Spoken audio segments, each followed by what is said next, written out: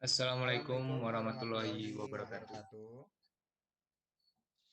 Baiklah, pada kesempatan kali ini kami dari kelompok 9 akan mempresentasikan hasil dari kelompok kami dengan materi komponen dan jenis jaringan komputer.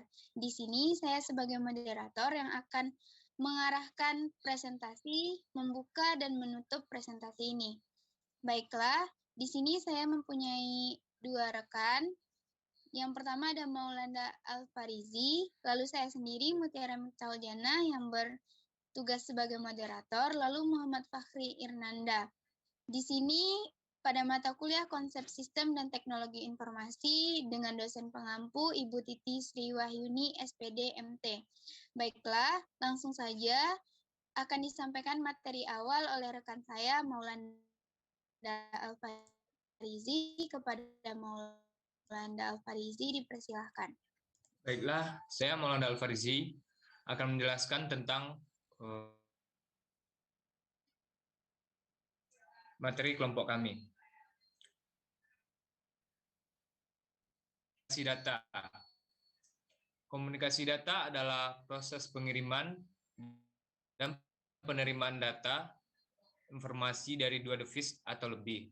Contohnya komputer, laptop, printer, dan lainnya.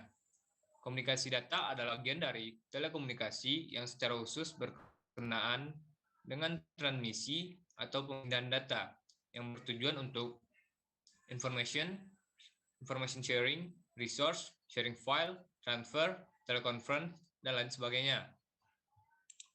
Kemudian, komponen dari komunikasi data adalah sebagai berikut. Yang pertama, pengirim. Yang kedua, penerima. Yang ketiga, media pengirim atau transmisi. Yang terakhir, protokol atau aturan-aturannya. Kemudian, jenis-jenis transmisi. Ada beberapa jenis transmisi. Yang pertama adalah simplex, transmisi satu arah, contohnya radio. Kemudian, half duplex, transmisi dua arah bergantian, contohnya HT. Kemudian, terakhir, full duplex, transmisi dua arah secara bersamaan, contohnya telepon. Selanjutnya, arah-arah transmisi adalah sebagai berikut. Yang pertama, unicast, dari satu titik ke satu titik lainnya. Yang kedua, multicast, dari satu titik ke beberapa titik lainnya. Yang terakhir, ada broadcast, dari satu titik ke semua arah.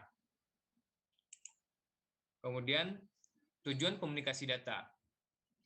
Yang pertama, memungkinkan pengiriman data dalam jumlah besar secara efisien, tanpa kesalahan dan ekonomis dari suatu tempat ke tempat yang lain. Yang kedua, memungkinkan penggunaan sistem komputer dan peralatan pendukung dari jarak jauh atau remote computer use. Yang ketiga, memungkinkan penggunaan komputer secara terpusat maupun secara tersebar, sehingga mendukung manajemen dalam hal kontrol, baik desentralisasi maupun sentralisasi. Yang keempat, mempermudah kemungkinan pengelolaan dan pengaturan data yang ada dalam berbagai macam sistem komputer. Yang kelima, mengurangi waktu untuk pengolahan data. Yang keenam, mendapatkan data langsung dari sumbernya atau mempertinggi kehandalan. Dan yang terakhir adalah mempercepat penyebarluasan informasi. Baiklah, hanya itu yang dapat saya sampaikan. Kalau ada salahnya, saya mohon maaf. Saya kembalikan kepada moderator. Baiklah, terima kasih kepada rekan saya Maulanda Alfarizi yang sudah menyampaikan materi awal tentang kelompok kami. Selanjutnya akan dilanjutkan oleh rekan saya yang kedua yaitu Muhammad Fakhri Irnanda. Kepada Fakhri dipersilahkan. Baik, terima kasih moderator. Selanjutnya saya akan membacakan materi tentang jaringan komputer. Jaringan komputer dapat diartikan sebagai sebuah rangkaian dua atau lebih komputer. Komputer-komputer ini akan dihubungkan satu sama lain dengan sebuah sistem komunikasi. Dengan jaringan komputer ini, dimungkinkan bagi setiap komputer terjaring di dalamnya dan dapat tukar-menukar data, program, dan sumber komputer lainnya, seperti media penyimpanan, printer, dan lain-lainnya. Selanjutnya, ada tujuan jaringan komputer. Tujuan jaringan komputer terdiri dari 5 macam. Yang pertama, jaringan memungkinkan manajemen sumber daya lebih efisien. Yang kedua, jaringan membantu mempertahankan informasi agar tetap andal dan up to date. Yang ketiga, jaringan membantu mempercepat proses berbagi data atau data sharing. Yang keempat, jaringan memungkinkan kerja berkomunikasi dengan lebih efisien. Yang kelima, jaringan membantu usaha dalam melayani klien mereka secara lebih efektif. Lalu, selanjutnya keuntungan jaringan komputer. Keuntungan jaringan komputer terdiri dari beberapa macam, di antaranya. Pertama, memungkinkan backup atau replikasi untuk antisipasi kerusakan. Yang kedua, memungkinkan kolaborasi antar pengguna melalui email, newsgroup, dan sebagainya. Yang ketiga, memungkinkan pengendalian terpusat atas berbagi sumber daya yang tersebar. Yang keempat, resource sharing atau penggunaan sumber daya bersama dapat mengoptimalkan penggunaan sumber daya hampir seluruh sumber daya yang dapat digunakan bersama, mulai dari prosesor, memori, storage, dan peripheral. Peripheral yang dimaksud di sini adalah printer, CD-ROM, driver, dan lainnya. Lalu yang terakhir atau yang kelima, transaksi dapat dilakukan di tempat yang berbeda dengan tempat pengolahan data. Lalu selanjutnya ada klasifikasi jaringan komputer. Klasifikasi jaringan komputer ini terbagi menjadi beberapa macam. Yang pertama, berdasarkan luas areanya. Berdasarkan luas areanya, terbagi pula menjadi beberapa macam. Yang pertama, ada LAN atau Local Area Network. Yang kedua, ada MAN atau Metropolitan Area Network. Yang ketiga, ada WAN atau Wide Area Network. Selanjutnya, ada klasifikasi jaringan komputer berdasarkan topologi jaringan. Yang pertama, ada A atau bus. Yang kedua atau B ada ring. Yang ketiga atau C ada topologi star. Yang keempat atau D ada topologi hash. Yang kelima atau E ada topologi tree. Selanjutnya, klasifikasi jaringan berdasarkan distribusi sumber informasi atau data. Terbagi pula menjadi dua macam. Yang pertama ada jaringan terpusat. Jaringan ini terdiri dari komputer klien dan peladennya, mana komputer klien yang berfungsi sebagai perantara untuk mengakses sumber informasi data yang berasal dari satu komputer peladen. Yang kedua, ada jaringan terdistribusi, merupakan perpaduan beberapa jaringan terpusat, sehingga beberapa komputer peladen yang saling berhubungan dengan klien membentuk sistem jaringan tertentu. Selanjutnya, yang terakhir, klasifikasi jaringan berdasarkan media transmisinya. Terbagi pula menjadi dua. Yang pertama ada jaringan berkabel atau wired network.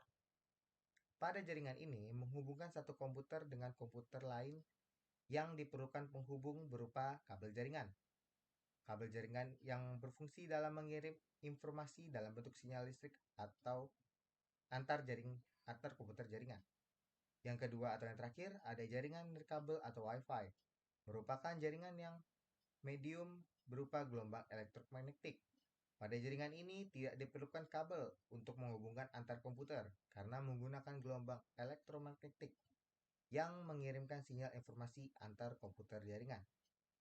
Mungkin itu saja yang saya dapat sampaikan. Saya kembalikan kepada moderator. Baik, terima kasih kepada Fakhri yang sudah menyampaikan materi kita sampai akhir. Dari semua materi di atas dapat disimpulkan bahwa komunikasi data adalah proses pengiriman data dan penerimaan data antar informasi dari dua atau lebih device, seperti komputer, laptop, printer, dan alat komunikasi lain, yang terhubung dalam sebuah jaringan melalui beberapa media komunikasi data yang memiliki beberapa tujuan, yaitu memungkinkan pengiriman data dalam jumlah besar tanpa kesalahan dan ekonomis dari suatu tempat ke tempat yang lain. Memungkinkan penggunaan sistem komputer dan peralatan pendukung dari jarak jauh, memungkinkan penggunaan komputer secara pusat maupun tersebar sehingga mendukung manajemen dalam hal kontrol baik desentralisasi ataupun sentralisasi, mempermudah kemungkinan pengolahan dan pengaturan data yang ada dalam berbagai macam sistem komputer. Lalu, komunikasi data juga terbagi ke dalam beberapa jenis, diantaranya secara terestrial dan satelit. Ada juga melalui komunikasi offline dan online, sedangkan menurut jenis datanya, komunikasi data analog dan komunikasi data digital. Komunikasi data yang sering digunakan yaitu kabel, wireless atau Wi-Fi, Bluetooth, dan lain-lain. Namun, sekarang ada media yang lebih cepat dan efisien, yaitu media fiber optik.